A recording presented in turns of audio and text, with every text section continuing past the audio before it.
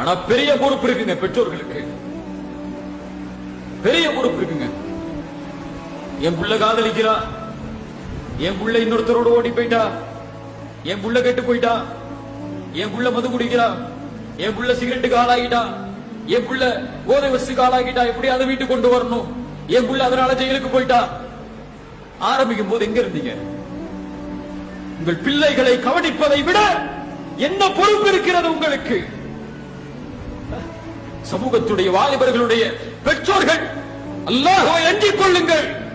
அநீதத்தில் மானக்கேட்டில் உங்கள் குடும்பம் நடந்தால் அல்லாஹ் அவங்களெல்லாம் முடிய மாட்டான். நாளைக்கு மறுமையில ரசூலுல்லாஹ் சொன்னாங்க, அந்த 3 பேரோடு அல்லாஹ் பேசவே மாட்டான், அவர்களை பார்க்கவே மாட்டான், அவர்களை சுத்தப்படுத்தவே மாட்டான்.